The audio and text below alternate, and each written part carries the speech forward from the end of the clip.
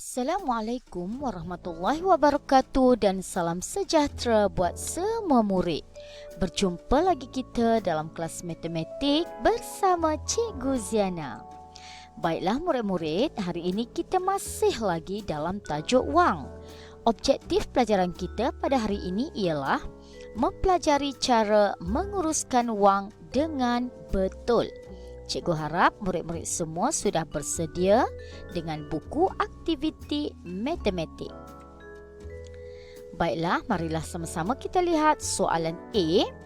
Nyatakan 3 cara menyimpan wang yang betul. Di sini cikgu akan kongsikan 3 cara menyimpan wang yang betul. Murid-murid mungkin ada jawapan yang lain. Jadi sekiranya murid-murid ada jawapan yang lain dan sesuai, murid-murid boleh menulis jawapan tersebut. Baiklah, cara yang pertama yang ingin cikgu kongsikan ialah kurangkan perbelanjaan barang-barang yang tidak penting. Maksudnya barang-barang yang tidak perlu dan tidak penting tidaklah ataupun tidak perlulah kita beli. Okey, cara yang kedua, beli barang-barang yang penting atau perlu sahaja. Okey, sekiranya kita ke kedai atau ke pasar raya, kita beli barang-barang yang penting sahaja. Cara yang seterusnya, kekalkan target menyimpan wang setiap bulan. Okey, maksudnya perlu ada target. Sama ada murid-murid menyimpan wang setiap bulan, setiap minggu ataupun setiap hari. Apa yang penting, kita simpan wang secara berterusan. Baiklah, kita lihat pula soalan B. Lengkapkan jadual berdasarkan maklumat di bawah. Okey, di sini kita lihat wang Alif sebanyak RM720. Alif telah membeli 2 barang. Alif telah membeli kasut yang berharga RM149 dan sehelai baju berharga RM65. Marilah sama-sama kita lihat simpanan Alif dan juga perbelanjaan yang telah Alif gunakan untuk membeli kasut dan juga baju. Alif mempunyai wang sebanyak RM720. Barang yang Alif beli berharga RM149 dan RM65. Jumlah barang yang Alif beli adalah sebanyak RM214. Ini merupakan perbelanjaan. Beli barang, kemudian kita bayar, itu disebut sebagai perbelanjaan. Okey, bagaimana pula untuk mendapatkan simpanan? Okey, simpanan kita perolehi daripada wang yang kita ada, kemudian kita tolak dengan barang-barang yang telah kita beli. Okey, tolak harga barang yang telah kita beli. Maksudnya, okey, Alif ada RM720. RM720 tolak perbelanjaan. Alif membeli barang sebanyak RM214 dan baki wang Alif ialah RM506. Okey, oleh itu RM506 disebut sebagai simpanan Alif. Okey, jadi kita tulis di sini simpanan Alif sebanyak RM506. Perbelanjaan Alif adalah sebanyak RM214. Okey, kita lihat pula wang Zaki. Zaki mempunyai wang sebanyak RM950.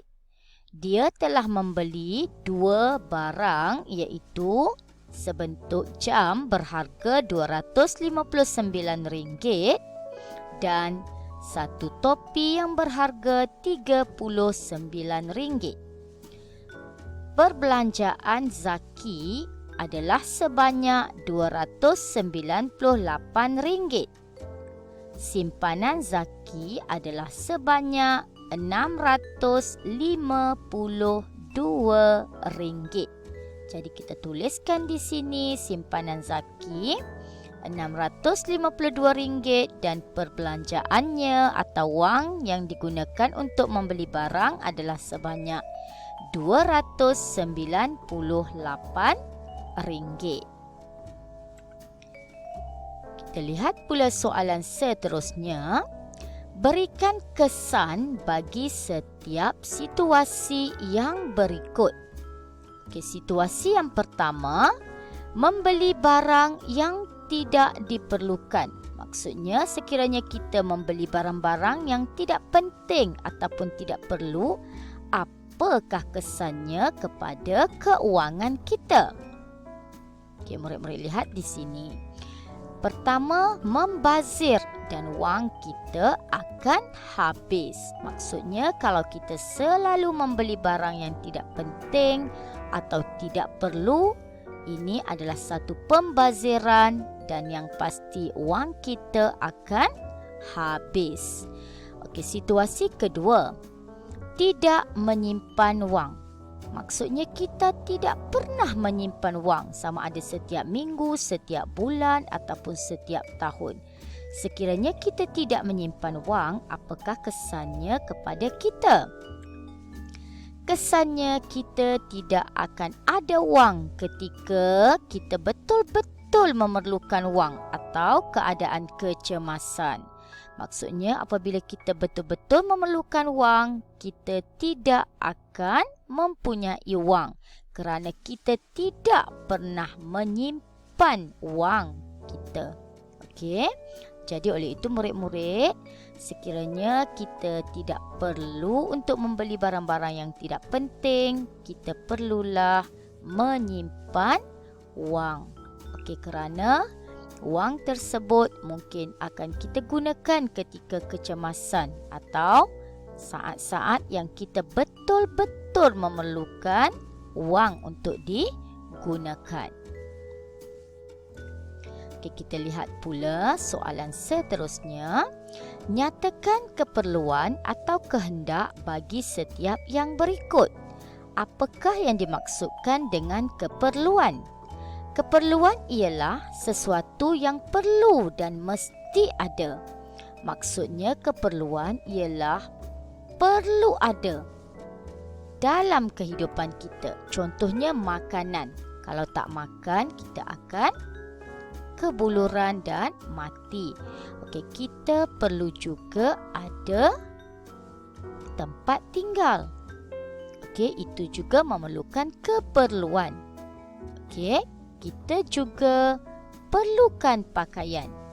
Okey, itu juga satu keperluan.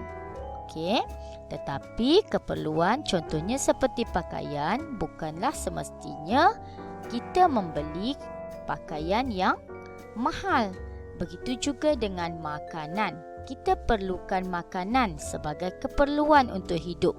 Tetapi tidak semestinya makanan tersebut kita beli yang berharga mahal. Okey, seterusnya kehendak. Kehendak maksudnya sesuatu yang tidak perlu tetapi hanya memenuhi keinginan kita.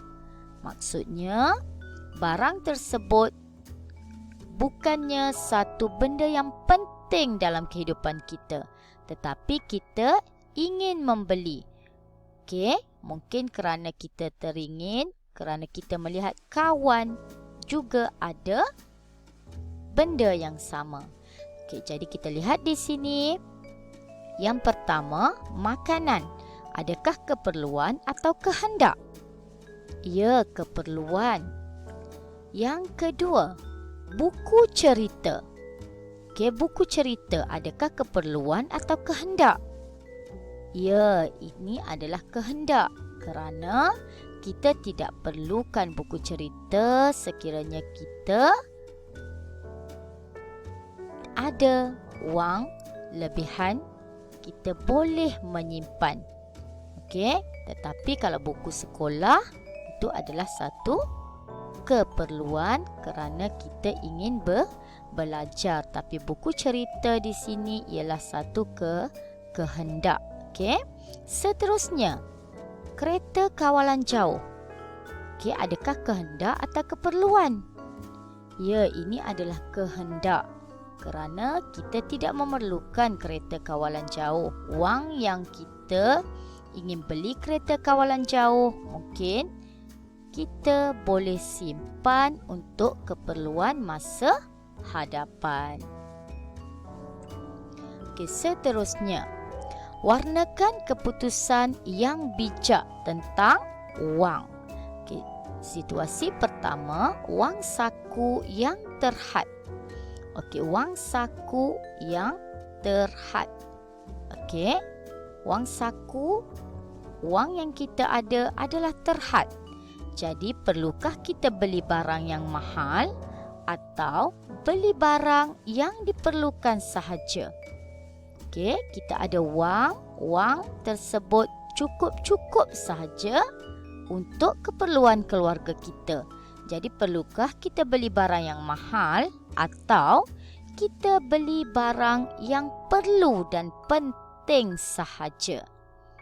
Ya, sekiranya wang kita terhad, jadi kita belilah barang yang perlu ataupun penting sahaja. Jadi nanti murid-murid boleh warnakan kotak yang ni. Okey, seterusnya, lebihan wang saku. Okey, murid-murid ada lebihan wang. Perlukah kita simpan dalam tabung atau belanja ke semua wang tersebut? Ya, sekiranya kita ada lebihan wang, perlulah kita simpan untuk saat-saat kecemasan atau saat-saat yang kita benar-benar memerlukan penggunaan wang tersebut. Okey, baiklah murid-murid. Okey, hingga di sini dulu pelajaran kita tentang cara menguruskan wang. Cikgu harap murid-murid dapat menguruskan wang yang murid-murid ada dengan baik.